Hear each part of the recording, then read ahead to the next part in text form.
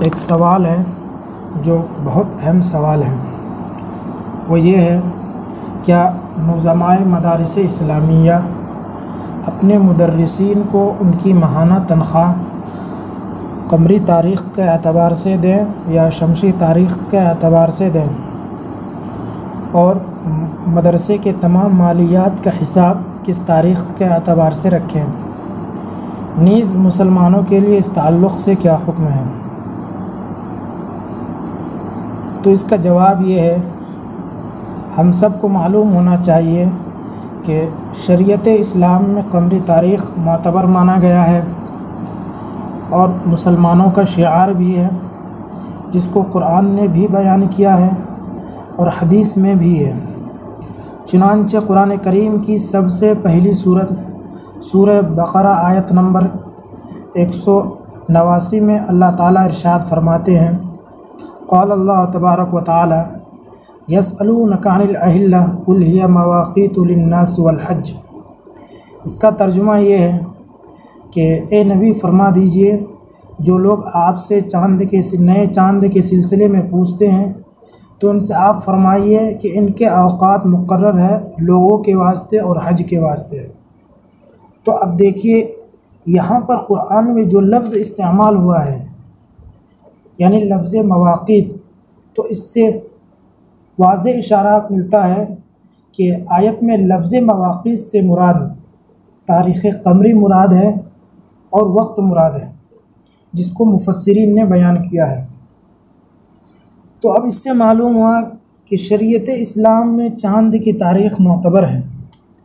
اور خصوصاً ان عبادات میں جن کا تعلق کسی خاص مہینے سے اور اس کی تاریخوں سے ہو، اب جیسے کہ روزہ ہے، رمضان، حج کے مہینے، حج کے ایام، محرم، شب برات وغیرہ سے جو احکام متعلق ہے، یہ سب رؤیت ہلال سے ہی متعلق ہے۔ اگرچہ ان ایام کے حساب شمسی تاریخ سے بھی معلوم ہو سکتا ہے، جیسا کہ دیگر آیت میں اس کا ذکر موجود ہے، لیکن اس سے کچھ خرابی لازم آتی ہے۔ وہ یہ ہے کہ بعض اوقات مسلمان قمری تاریخ کو بھلا کر، جیسا کہ اس زمانے میں اہم دفتروں اور کاروباری اداروں بلکہ نجی اور شخصی مکاتب میں بھی شمسی تاریخ کا ایسا رواج ہو گیا ہے کہ بہت سے لوگوں کو اسلامی مہینے بھی پورے یاد نہیں رہے، اور وہ لوگ ہر وہ کام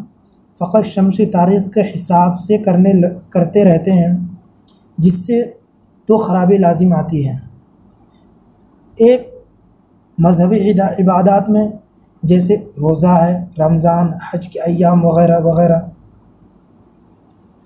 تو ان سب کا تعلق فقط قمری تاریخ کے اعتبار سے ہی ہے، نہ کہ شمسی سے۔ اگر شمسی کے حساب سے ان کو منسلک کر دیا جائے تو ان مذہبی عبادات میں خلل لازم آتا ہے، جو کہ درست نہیں۔ اسی لیے مذہبی عبادات میں قمری تاریخ بطور فرض متعین ہے،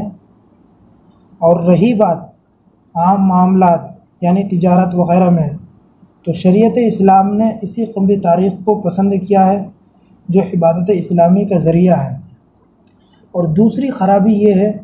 کہ قمری تاریخ جو شعائر اسلام میں سے ہے وہ بھی اس سے ختم ہو جاتا ہے۔ تو اس لیے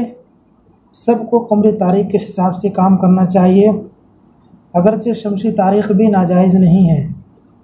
بس شرط یہ ہے کہ شمسی تاریخ کا رواج اتنا عام نہ ہو کہ جس سے قمری تاریخ ہی بھول بیٹھے۔ اب دوسری بات، نظمائے مدارس اسلامیہ، تو اس تعلق سے جاننا چاہیے کہ مدارس بھی تحفظ اسلام کا ایک ذریعہ ہے اور اسلام کی نشر و اشاعت کا ایک عظیم حصہ ہے۔ اس لیے اہل مدارس کو چاہیے کہ وہ اپنے تمام مدرسین کو ان کی ماہانہ تنخواہیں قمری تاریخ کے اعتبار سے دیں، اور مدرسے کے تمام مالیات کا حساب بھی قمری تاریخ کے اعتبار سے رکھیں۔ اور بھی دیگر لوگ جیسے متولیان مساجد ہے، چاہے کوئی بھی مسلمان ہو، جس کا تعلق چاہے کسی شعبے سے ہو، یعنی مسلمان کا، سب کو قمری تاریخ کے حساب سے ہی کام کرنا چاہیے، تو اس میں ہمیں فرض کفایہ کی ادائیگی کا ثواب بھی ملے گا اور قومی شعار بھی محفوظ رہے گا۔ لیکن اگر عام معاملات میں کوئی مصلحت ہو تو شمسی تاریخ کے حساب سے بھی کام کر لیں، تو یہ ناجائز بھی نہیں ہے۔ شکریہ۔ السلام علیکم ورحمۃ اللہ۔